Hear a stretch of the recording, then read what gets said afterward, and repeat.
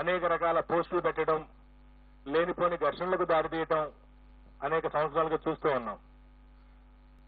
ఏమాత్రం ఓటర్ల మీద కానీ రాజకీయ పార్టీ స్థితిగతుల మీద కానీ ప్రభావం చూపినటువంటి ఈ పోస్ట్ పోల్ ఫలితాల మీద మీరు ఆ విధంగా ప్రతిస్పందించడం ఎవరికి అది భావ్యం కాదనేది నా విన్నపం.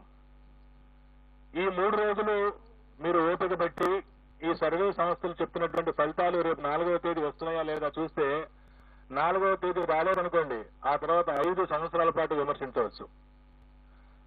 ఈ 3 రోజులు విమర్శించారనుకోండి, రేపు 4వ తేదీ ఫలితాలు నిజమైతే ఆ విమర్శించినటువంటి వారి గౌరవాన్ని కూడా అంత మంచిది కాదు.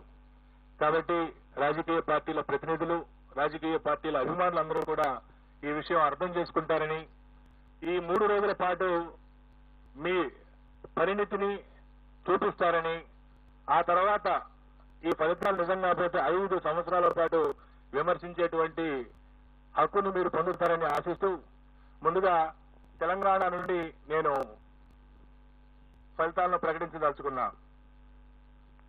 మనందరికీ తెలుసు, కేవలం 6 నెలల క్రితమే తెలంగాణలో అసెంబ్లీ ఎన్నికలు పూర్తయ్యాయి. ఆనాడు అధికారంలో ఉన్నటువంటి టీఆర్ఎస్ పార్టీ అధికారంలో దిగిపోయి కాంగ్రెస్ పార్టీ అధికారంలోకి వచ్చింది. అసెంబ్లీ ఎన్నికల ఫలితాలలో 1, 2, 3, 4 స్థానాలలో ఉన్నటువంటి పార్టీలు, అనగా సీట్ల సంఖ్యలో 1వ స్థానంలో ఉన్నటువంటి కాంగ్రెస్ పార్టీ, 2వ స్థానంలో ఉన్నటువంటి బీఆర్ఎస్ పార్టీ, 3వ స్థానంలో ఉన్నటువంటి భారతీయ జనతా పార్టీ, 4వ స్థానంలో ఉన్నటువంటి ఎంఐఎం పార్టీ సీట్ల సంఖ్యాపరంగా 65, 39, 8, 7 వచ్చి ఆనాడు అసెంబ్లీ ఎన్నికల్లో ఉండటం మనం అందరం చూశాం. 5 నెలలు తిరిగేలోపే ఆయా రాజకీయ పార్టీల యొక్క స్థితిగతులు పూర్తిగా మారిపోయినాయి.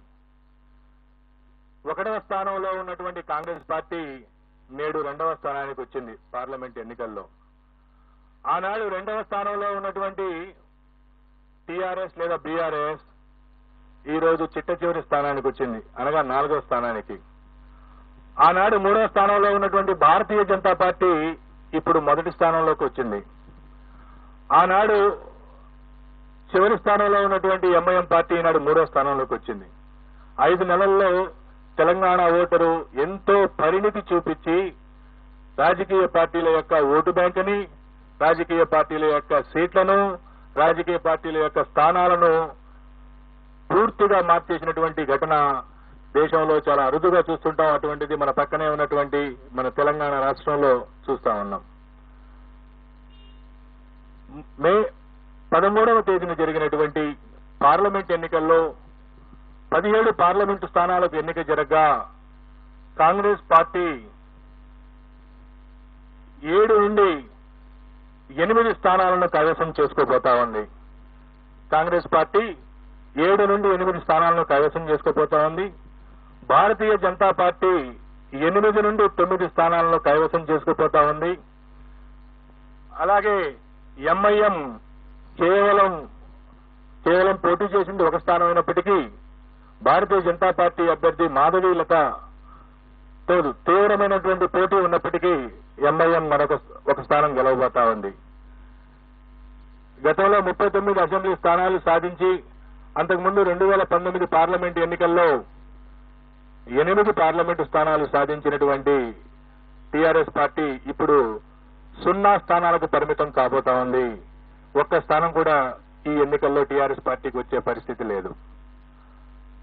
సాక్షాత్తు తెలంగాణ రాష్ట్ర సమితి అధ్యక్షుడు కేసీఆర్ గారు, సీనియర్ నాయకులు హరీష్ రావు గారు ప్రాతినిధ్యం వహిస్తున్నటువంటి మెదక్ పార్లమెంటు కూడా ఈరోజు టీఆర్ఎస్ పార్టీ పొందలేనటువంటి పరిస్థితి.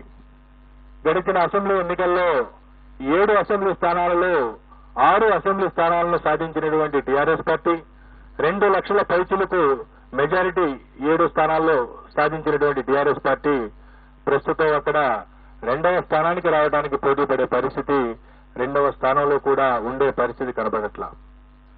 సో ఈ విధంగా భారతీయ జనతా పార్టీ ఆదిలాబాద్, నిజామాబాద్, కరీంనగర్, జహీరాబాద్, మెదక్, మల్కాజ్గిరి, చేవెళ్ల, సికింద్రాబాద్ 8 స్థానాలను సునాయాసంగా కైవసం చేసుకుంటూ మహబూబ్ నగర్ లో గట్టి పోటీ ఉన్నప్పటికీ స్వల్ప ఆధిక్యతతో శ్రీమతి డికే అరుణ గారు అక్కడ విజయం సాధించే అవకాశాలున్నాయి.